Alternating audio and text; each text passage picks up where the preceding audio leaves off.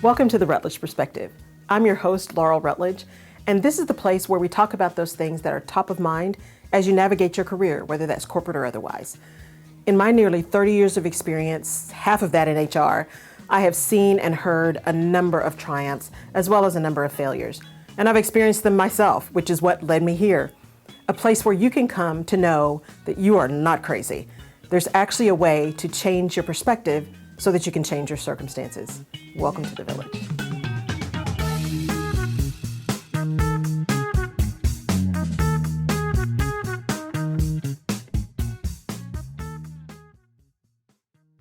Welcome to this week's episode of the Rutledge Perspective, and I am so thoroughly excited.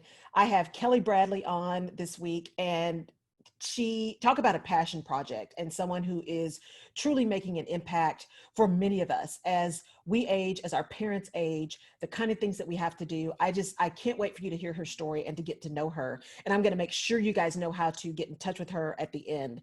So I'm going to introduce Kelli Bradley to you, and then we will get started. So Kelli Bradley, in her early 30s, she began providing care for her mother, who was diagnosed not only with diabetes, but every other complication associated with that awful disease.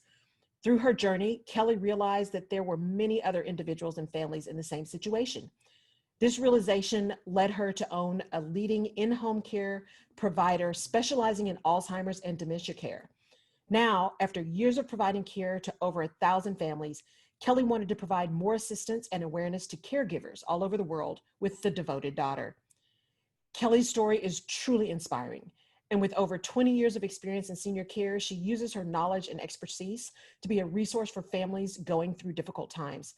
She is there as a support system, but also as a leader to help guide you through the entire process. Kelli, welcome to the Rutledge Perspective. Thank you so much for having me. I so appreciate it. I'm excited for today. Yeah, me too. And just in full disclosure, everybody, Kelli and I are actually in the same mastermind group, and that's where I met her. And so we started talking, and I've given Kelli's name to a lot of people because not only did I want to talk to her because her journey is an important one as we talk about it on the Rutledge Perspective about how we get from there to here and how we find our why and how we decide what we want to do, but where she is really exercising her passion and making an impact is really helping caregivers. All of this, not only the sandwich generation, but even if you don't have kids, if you have aging parents, what do you do? So Kelli, let's start with just telling people what you're doing now. Talk to us about the Devoted Daughter. So I founded the Devoted Daughter a couple of years ago, and it's really a resource not only for family caregivers, but professionals as well. Because like you just said, I mean, who do you talk to? What do you do? Yeah. And we have so much information available to us now. I mean, the internet is amazing, but it almost does you a disservice in some aspects of your life. And I don't know many people who, once they get a diagnosis, they don't go run down that Google rabbit hole. Right. And, you know, you find yourself in this state of exhaustion and overwhelm, almost worse than you were when you first started that. And so I really wanted to bring resources together, trusted resources for families so that they could apply that knowledge to what was happening to them right now. And that's really the foundation of the Devoted Daughter. I have a private Facebook group as well. We call it the Silver Lining. And each week I say to people, you know, the group is based on advocacy, support, and awareness. Because you've got to have those three things to move forward. Well, and that is so key. I mean, I especially like those three: advocacy, support, and awareness, because as you said, trying to pull those resources together, if you Google senior care or Google, you know, Alzheimer's or diabetes or caring for seniors, the stuff you get and can you trust it and what do you do? And you're right. It immediately puts you in overwhelm. And so that you've designed something that really gives that awareness that's needed, but also the support for those people who are just trying to make it, right? And trying to deal emotionally with the fact that they've now got an aging parent who may need extra care, to then dive into all of that crud. Oh my gosh, how how do you handle that, right? How do you handle it? And so how, as you were putting this together, you know, you started doing senior care first, you had your own senior care business, but what made you kind of pivot into this space of, I want to focus on the caregivers and how I make that a more, I won't say easier journey, but a more tolerable journey? Well, I think the answer is kind of twofold. You know, it didn't happen overnight. So Mm-hmm. when I started my senior care business 11 years ago, that really, that started with caring for my mom. So it came out Mm-hmm. of that personal experience of going, you know, I can see that there's other people that don't have a Kelly to go with them to doctor's appointments. They don't have a Right. Kelly to pick them up. Like, I think this is a place where I can help. But Mm-hmm. over the span of that 11 years, and I'm sure we're going to talk about this more today, but Yeah. my business changed. And, Yeah. you know, at first I had the time and the resources to be able to go and sit down with families and, you know, Mm-hmm. do what was needed, although maybe that wasn't what I always should have been doing. But if I needed to Right. run to Costco, I could run to Costco. If I needed to Exactly. help somebody out in a pinch, I could help someone out in a pinch. And by the Mm-hmm. end of that, I was really just managing rules and regulations and Oh, HR. yeah. Yeah. I mean, HR. yeah, Yes. it was really, I had, the business had changed and my role needed to Mm-hmm. shift. And when people would call and ask for help, they call typically for one of two reasons. Okay. Either they're just shopping and they're curious, Mm-hmm. or they have an emergency and they've Ah. waited too long, and it's like someone's in the hospital, someone Mm-hmm. had a heart attack, something happened, and now they need to take action immediately. Right. And I would see families come to me and ask this, you know, they're coming at this new and fresh. Mm-hmm. And so the same questions bubble up time and time again. And I was like, you know, families need more than just this in-home care piece. It's so much Right. bigger than that. Mm-hmm. And Mm-hmm. the sooner Yeah. you start, the better off you're going to be.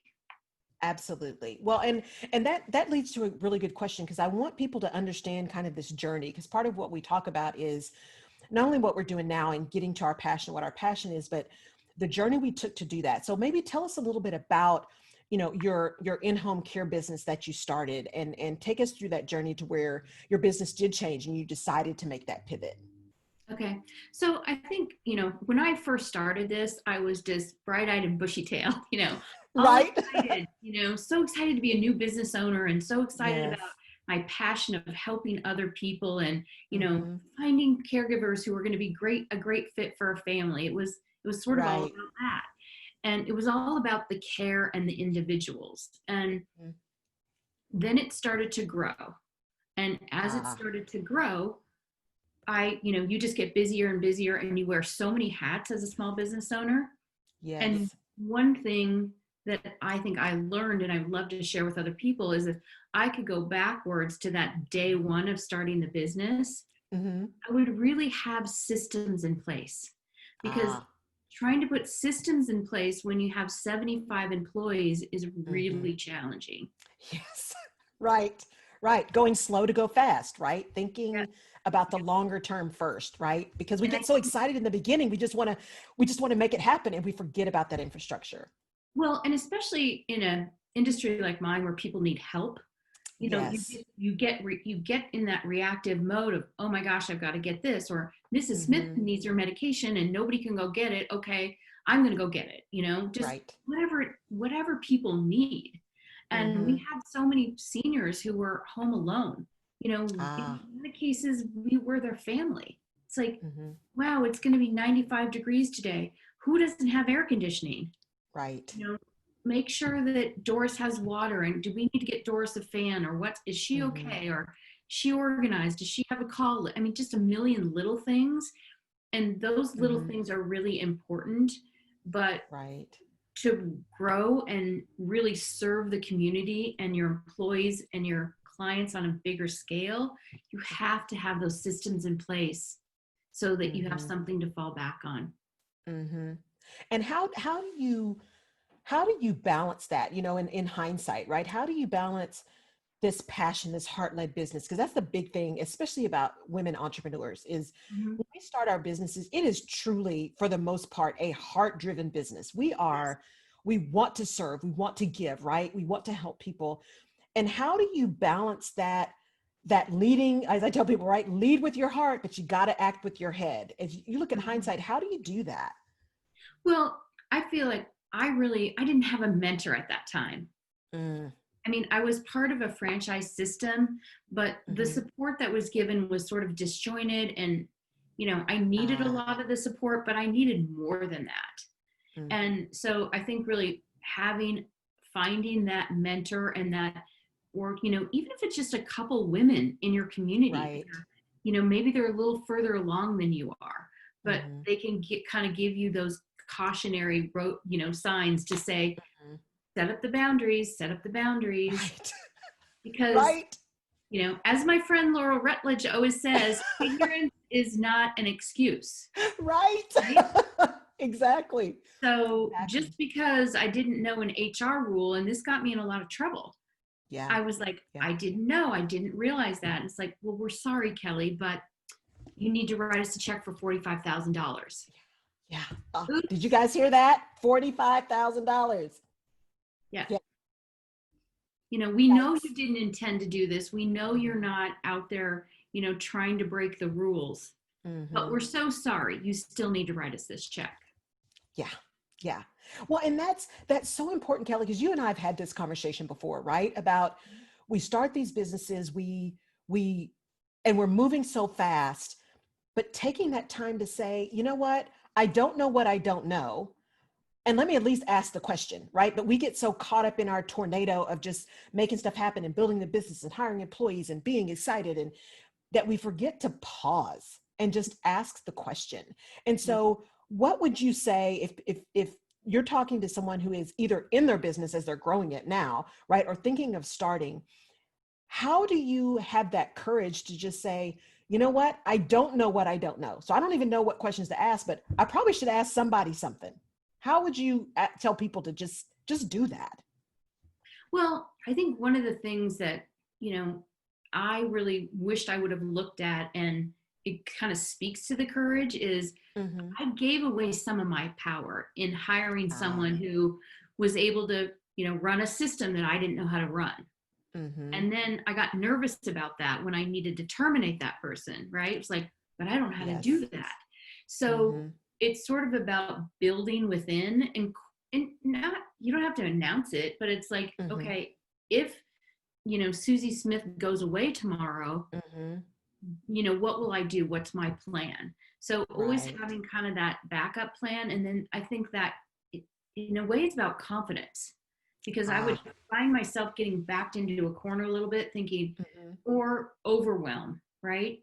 Okay, if Ah, I lose yes. that person that I've trained for 2 years, I'm going to be so overwhelmed. I don't know, Mm-hmm. so it's Mm-hmm. the cross training, and it's building I guess the environment and the culture is a better word, Right.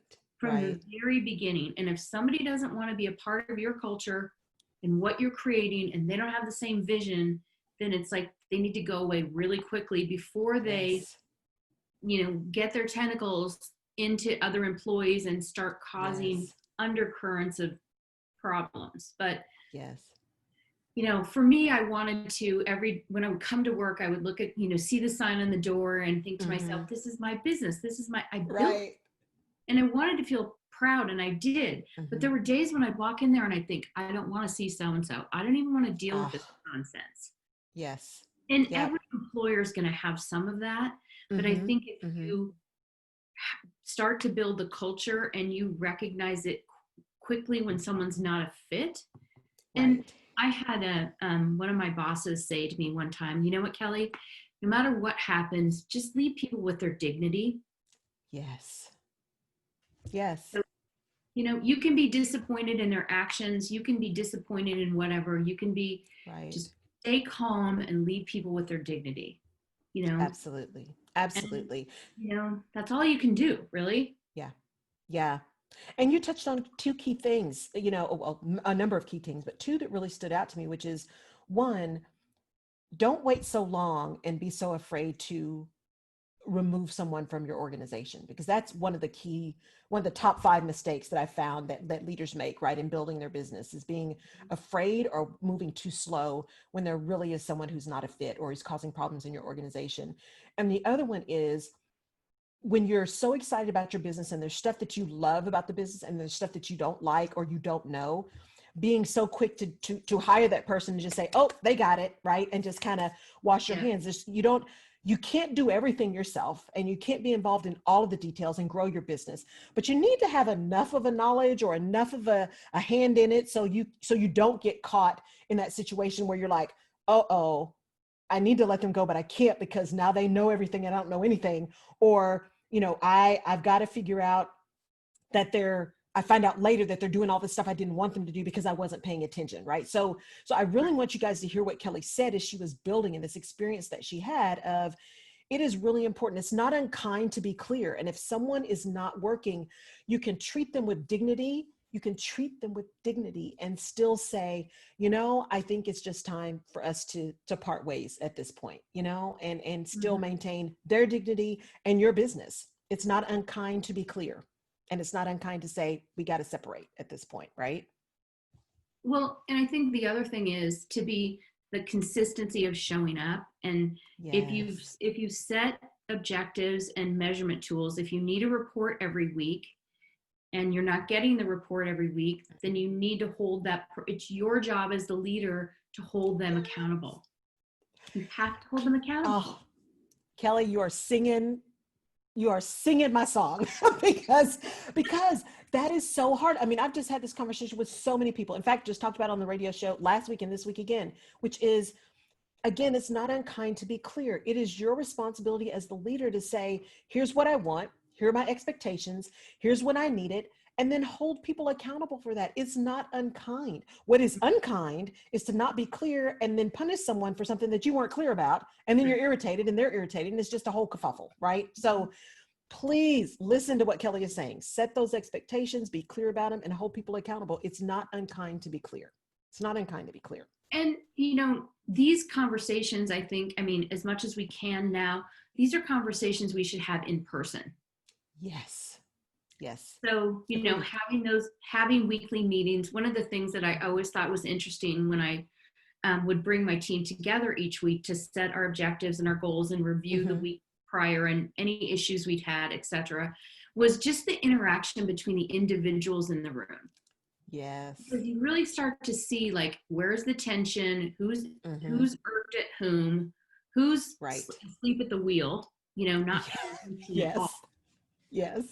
Who's the first one to jump up and go, oh, I'll go answer that phone in the other room. It's like, they just want to get the heck out of there. Right. Yes. Trying to fly under the radar, so to speak. And right. It's important to have the team together as much as you possibly can. And in this Zoom environment, it's hard.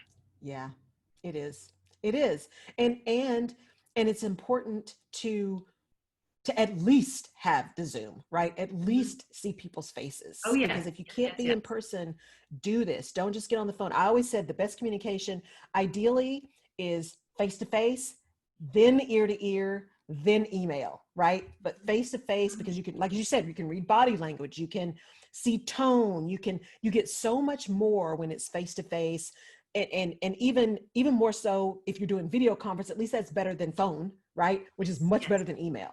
So really take that time. So as you got ready and started doing this business and really, you built it up to this strong business and you've got all these clients and you got 75 plus employees and now you're putting in systems.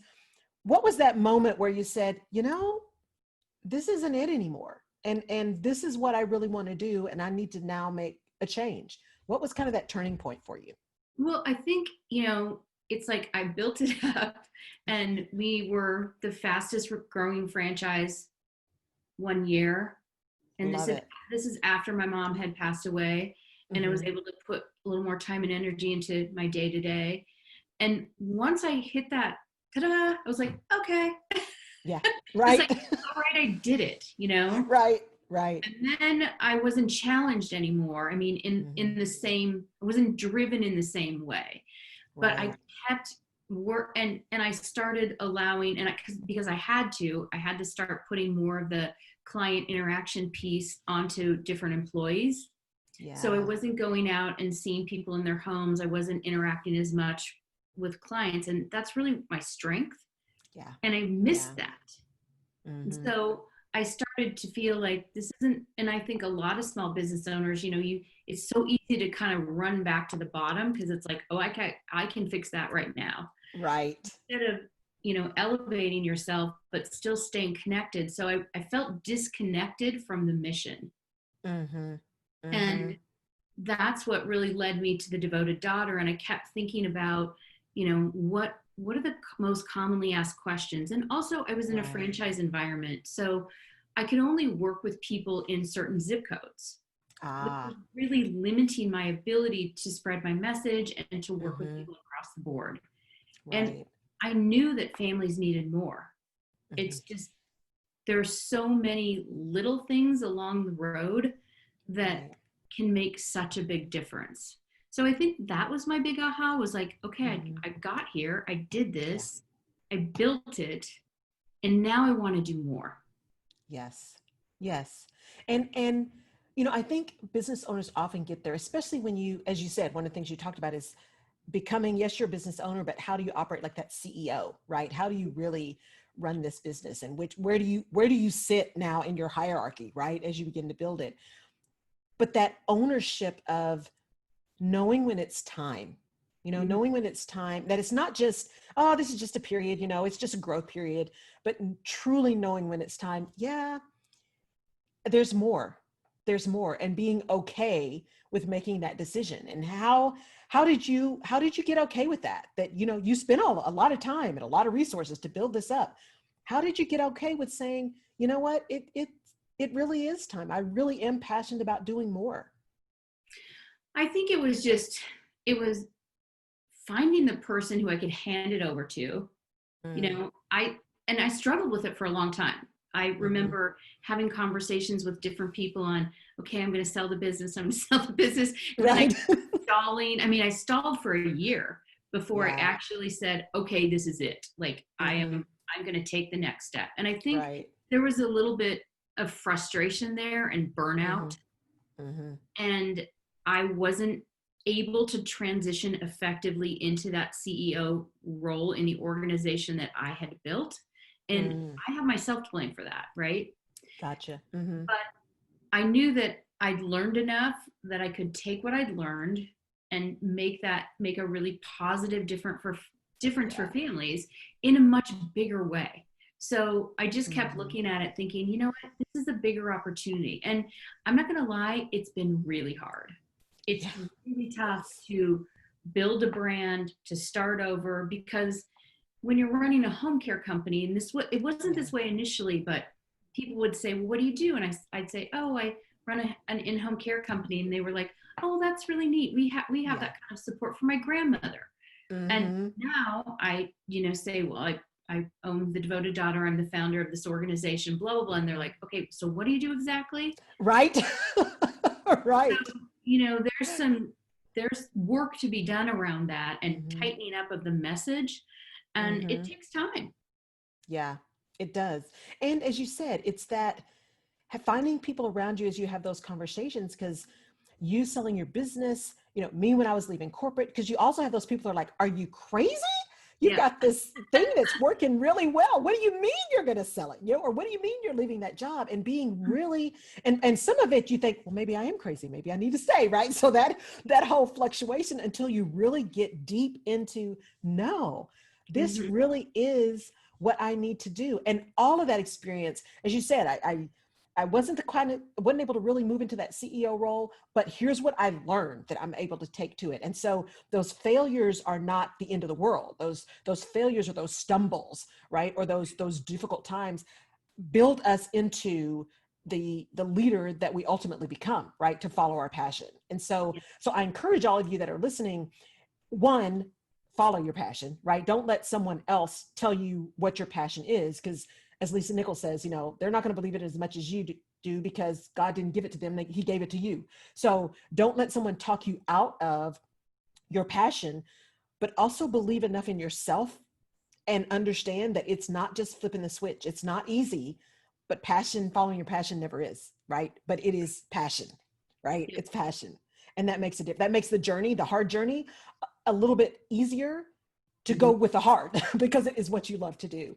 So now you've moved into the devoted daughter, and I want to talk a little bit more really about, because you also wrote a book during this time. So you're like running a business, you're taking care of your mom before she passed away. You're also, just because I know you, you also are taking care of your dad. You write a book, you start this business, talk about this, what this real passion is, because you said it's really about the caregiver, but let's focus on that, because it's not necessarily in-home care person. It's not necessarily the mother or the father, but it's that person who is having to make those decisions. What is it about that person that came to you that said, that's where I can help? That's where I think the need really is. Yeah. And, before this pandemic happened, there was starting to be some focus on, on large companies, medium and large size companies who had employees that were actually also spending 20 to 30 hours a week as caregivers outside of work. And now they've got additional responsibilities. So this problem has not gotten better. It's actually gotten worse. And I would imagine that the ability for the employer to manage their folks is also very challenging too. And you just keep adding these layers of things on top. But it's it's a couple people. It's the family caregiver, the person who gets up day in and day out and sort of suffers in silence, right? So it's that person who goes to work and they really don't talk about being a caregiver because, it doesn't really match up with, I'm the best team leader in my company. I've got people who are rock stars. They don't want to sort of have that shadow cast on them to have their manager or the senior people thinking, well, you're not going to be able to balance all of this. And then they doubt their abilities at work. So they don't talk about it much. So there are a lot of people that live in, they just do it in silence. They just do what they have to do to get through it. But there's also those professional caregivers, those people that we hire day in and day out. And there's about a 70% turnover rate in that workforce. And a lot of folks work for multiple different companies. And it's really I've looked at so many of them and just thought, they're caregivers for a reason. They have such big hearts. They don't always have the skills or the tools that they need. And I don't know the answer to this, but I've seen, and especially now, and companies are doing the right thing, trying to train their employees better, trying to make sure that they have the information they need. But it's the online training doesn't connect for a lot of folks. So think about being in a home environment where you're taking care of someone and you know a little bit, but not that much. And then something happens with the medications and you're not sure what to do. There isn't a way to have a mentor or someone you can ask the question, or you don't even feel comfortable because you think if you ask a question, you're going to get fired. Because you didn't know, or you screwed up or something, right? So it's trying to support those people who are going to be taking care of the 10,000 people that are turning 65 every day. 10,000 a day. It's staggering, Kelli. Staggering. Yeah. And, dementia is the syndrome. Alzheimer's is just the most common form of dementia. But, by 2050, we're going to spend over $1 trillion on dementia care. And right now there is no cure. It's a fatal disease and there is no cure. So these caregivers that, are family caregivers or hired care, private duty is what they're referring to technically. They need that support and that training. In 2017, I think it was 18 million or billion hours of unpaid care in the US alone. Oh my God. Yeah, unpaid care. So it's costing us. And typically it's women who walk away from their jobs. You know, Absolutely.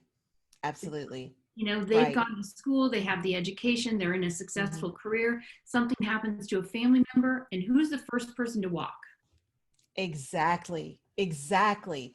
And it's because we have the heart to do that, but still, and then you're back in that cycle, right? How do you take care of you and take care of your kids and take care of your spouse or your partner and your aging parent or your aging aunt or how do you do it all and survive and know all those key little pieces? Because as you said, there's so much. I remember I was listening to one of your podcasts, and then even we talked about it in an event, and you were saying there are so many intricacies when someone goes into the hospital that Yeah. if you don't do these steps, that has consequences down the line for their care. And if you don't know that and you're just trying to say, oh my gosh, I've got to get them to a hospital, and you just go, Mhm. what have you done? Right. And again, ignorance may not make you write a check, so to speak, for a fine, but it may cost you not only money, but lots of time and potentially quality of care, right? So the number third leading cause of death in the US Mm-hmm. is medical errors, Mm, mistakes in the hospital. So guess what? In yeah. many places right now, you can't go to the hospital with your parent. Yes. Yes. Oh, You it just can't makes my be heart there. hurt. Yeah, you can't be there. Yeah. You can't Yeah. go visit your family member in a rehab center. You're not Mm-hmm. allowed in. Right. Right. And I believe, and you and I've had this conversation too. I believe that most caregivers, they, as you said, they are people with heart. They do this for a reason. There's a passion for that. The same thing with people who work in hospitals. The majority of people work in hospitals because it was their drive, their passion to make people well, right? One of the movies that I love, People Will Talk, is like, I make sick people well, right? It's one of the things Yeah. that they love. I love that statement. And especially having had this as personal experience, you have to have an advocate in the hospital because they are understaffed, they are overworked, they may be looking at a wrong chart or something. And I had that happen when my mom was just having surgery, and I had someone come in about to give her a medication that she absolutely did not take that could have been catastrophic. And had I not been there, Mhm. and so like as you said, now in this pandemic, we can't be there. So Mhm. how do you not only manage kind of your stress of that situation, but how do you advocate for your person that's in and advocate for yourself to say, I understand the rules, but we're going to have to figure out how to just make this work because they cannot be there by themselves. Whether you have to get a power of attorney, you have to get something, to make sure that you can be there because it is in their best interest and yours to be there. And that's one of the things I love about, your private Facebook group that you've done, the Silver Lining, is really providing that information to people about, here are the things you really need to look out for. And here's some things for you to think about. And here's some tools that you can use because there's so much out there. And in the middle, we're just in pain. We just got to figure out how to fix it. And to be able to go to a resource like what you've created and have that more readily at our fingertips is just incredible. It's just absolutely incredible. And I can't advocate for you enough. So you guys, I'm just going to admit my bias because what Kelli has put together and what she has done and her passion for this is just, it's like nothing I've ever seen. And I have so many people that are in this situation. I know so many people that are in this situation, and to have a resource like Kelli, who not only has, I mean, true resources and tools and knowledge and expertise, but also, as you've heard through how she's been talking, the passion and the heart to really get to caregivers, both professional and family caregivers, what is needed to at least take that stress away. Because you're not going to eliminate all the stress, but at least if you can chip away at the pieces, maybe you can go a few more hours that day, right? Yep. Yep. Because it's hard. It's hard. And so what would you say if you were going to talk to someone who is, whether they're a professional caregiver or a family caregiver, what are like the top three things that you would tell them to do right now to get themselves in a place where they can manage their situation of having to really be focused on giving care to this person? So the first thing is you need to look at the situation with complete honesty. Mm, You need to be mm, completely honest. And I know that that can be hard because we wish things weren't this way, or we wish our parents didn't make that decision a year ago, or We Mm-hmm. wish we hadn't found ourselves in whatever scenario. I mean, we Mm-hmm. just have to kind of put that aside and look at what we've got with complete honesty. Yeah. And the second thing is that once you've established that you can do that, Mm-hmm. and you might not be able to fully do it all at once. Maybe Right. this takes time, because it's like you've got to be accepting of it as well. Mm-hmm. But step Mm-hmm. two is then really looking backwards and saying, where were we a year ago? Mm. Where were we 6 months ago? Where were we 3 months ago? And where are we today?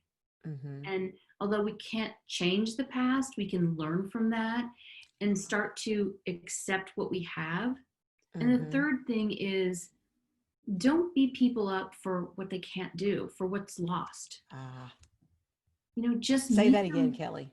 Don't beat people up for what they can't do, for what's lost. That's important. Yeah. You need to meet them where they are. Mm-hmm.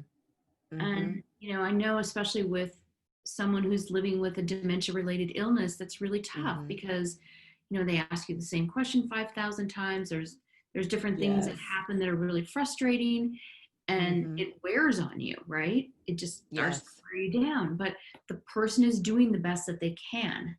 And Right. so you just have to recognize the disease.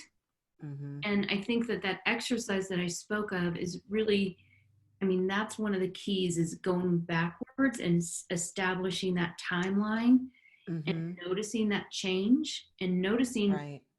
what was your response to them during that time. And then Yeah. what can you do now to make that better? Mm-hmm. That is so important. I mean, that even makes me emotional because if you think about it, that frustration, right? It's someone, as you said, asking the same question, not remembering things that they should remember. It's when that flips, right? And you now become the parent to your parent, Mhm. and that pressure, and then and you're in that disappointment and that frustration. There's also so much sadness in that, right? It's Oh, yeah. grieving. So It's as you loss. said, that honesty, yeah. Loss. Ah, that loss, and owning that, because it really is a loss. They're Mhm. still there with you, but Mhm. they're not the same person that they were, right? Right. And so you still have a loss of what was, a loss of what you loved, right? A loss of what you remember.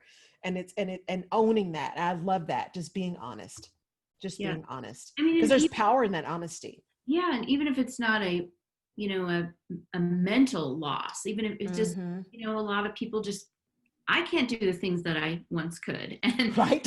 in my Me head, neither. I think, oh, I can do that double flip off the diving board. And Right. I kill myself, you know, Right. you, Right. you think that you can. And our Mm-hmm. parents do the same thing. It's like, oh, Yes. I can get up on the ladder and clean those gutters. Oh, Oh, no, no, no, not a good idea. You know? yeah. Yes. So Yeah. we all do it. We just do, Yeah. we're just in different phases of our lives. Absolutely. And what I like about what you said in the conversations we've even had before, and what I love about what you've put together with Silver Lining, is even the simple things like, okay, when I go back and look over the last year, the last 6 months, the last 3 years, what has happened, now I can recognize something simple. It's about time to have that conversation about taking the keys, about not Mhm. driving anymore, which eliminates independence, right? And that is one of the hardest discussions, because I remember before my grandmother passed away at 83. And I remember sitting down with my mom and my brother and saying, I go over to her house and ride with her every once in a while because it's getting to be about that time. And I was dreading having to have Yeah. that conversation because that was her independence. I mean, she was all over town, and that's how she connected with people, was to get in her car and drive. But when I'm in the car with her and she's like in the middle of the road or on the other side because her depth perception is off, or she's so worried about the people behind her getting too close that she's in the middle of the intersection. And so like, I'm a nervous wreck in the car with her. And yet, knowing at some point you just have to put your big people pants on, and it's like for her safety and for the safety of other people around her, Yes. we're going to have that conversation, and we're going to have to Mhm. take the keys. And don't know what that's going to be like, but and being able to have someone like you, Kelli, who has been through that and who has had those conversations and can walk us through Here's the things you need to think about. Here's some things, to talk about in that conversation. Here's to talk about power of attorney, taking the keys, not exercising anymore, not getting on the gutters. It's those, having that courage and that strength and that support to say, Yeah. conversation. You're not the only one that's ever had to do it. And here's some things we've learned, right? To maybe help and to get some support. So it's just, you're not in this alone, right? The caregivers are not in this alone. Well, and that's one of the keys, is you don't have to do it alone. And in fact, to that, what I've been working on lately is a group workshops. Oh, good. Yeah, so people can come together, and there'll be a limited number of folks so that we can be productive. Right. But they can bring their questions, and even if it's like, my mom has this policy, I'm not sure what it is. Okay, let's dive in and figure it out. Okay, is this who we need to call? Let's get this done now. So it's not a situation where, because I think caregivers are already overwhelmed. So my hope is to take some of the burden off of their shoulders and say, let's get this done together. I don't want you to feel like you're leaving with a to-do list. And then let's also create a not to-do list. Because there are things that you should not be doing. Yes. I love that. It's just like strategy. It's simple. Stop. What are you going to stop? What are you going to start? What are you going to continue? Stop doing all this stuff. Just stop it. But here's the stuff you got to get done, right? And it just taking things off the plate and saying it's okay to take it off. What a relief. What a relief. Because I think the power of this workshop that you're talking about doing will also be helping people understand, one, not leaving with a to-do list. That's really powerful, Kelli. We're going to get this done in this workshop. You're going to leave all these things that are on your list. These are the ones we're going to take off because they're not important. This is the stuff we're going to do. And when you leave, it's done. So you can move on to the other thing. That's powerful. That's powerful. Invest this time, you get it done.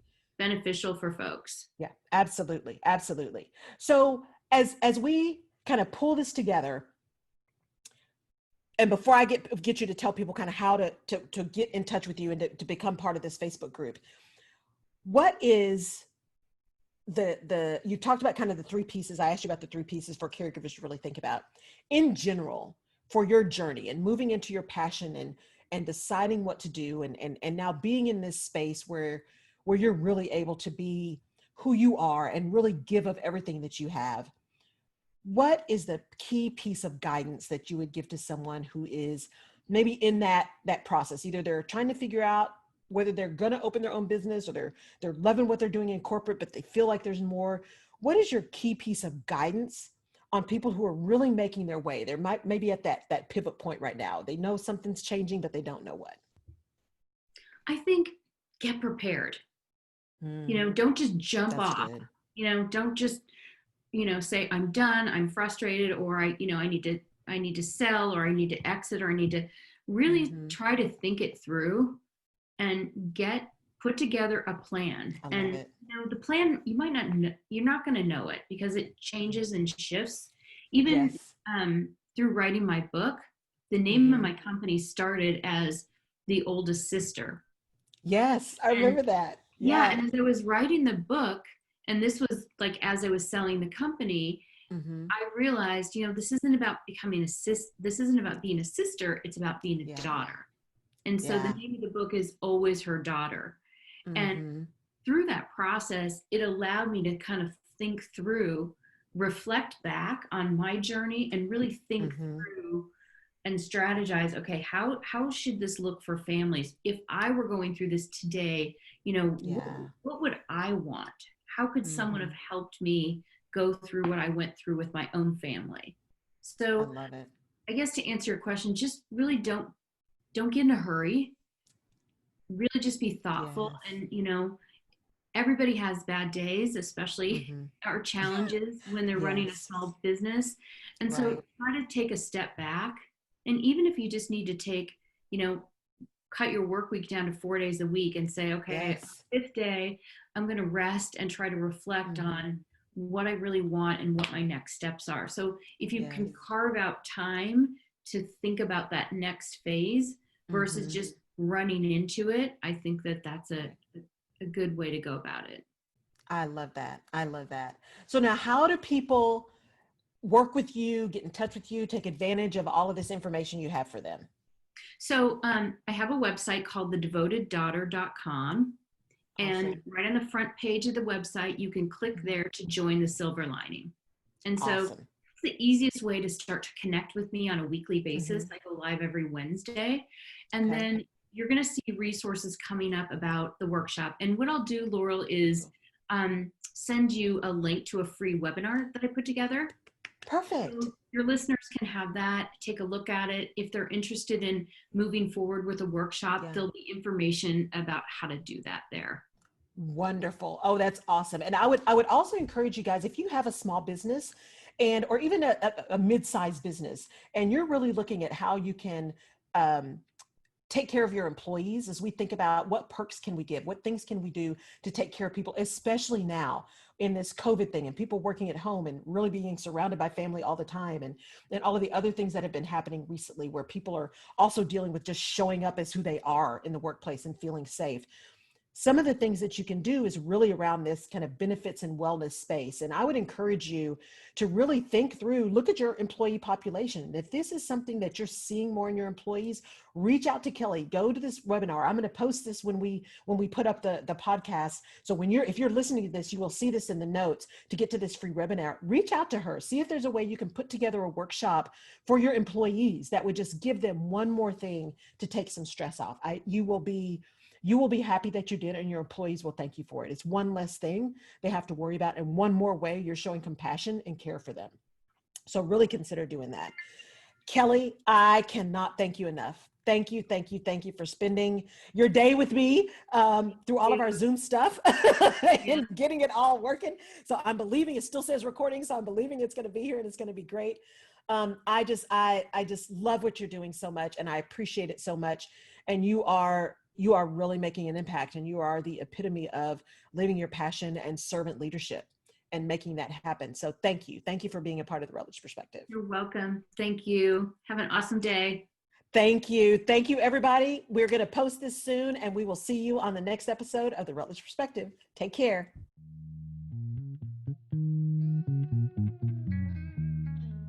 You've been watching the Rutledge Perspective. Thank you for tuning in. If we have given you a different perspective, or if you've learned something new that you hadn't thought about before, please subscribe to the Rutledge Perspective podcast where you get your favorite podcasts, and give us a like on iTunes or Google Play or Stitcher. We really appreciate it. And your feedback is important as well, as we use that to inform our next episodes. You can also head over to my website, laurelrutledge.com, and download a freebie called Where's My Mojo that can really help you get out of your rut, or maybe talk you back off that ledge of frustration. You can also find previous episodes of the Rutledge Perspective on laurelrutledge.com. I really appreciate your tuning in. Thank you so much, and we'll see you next time.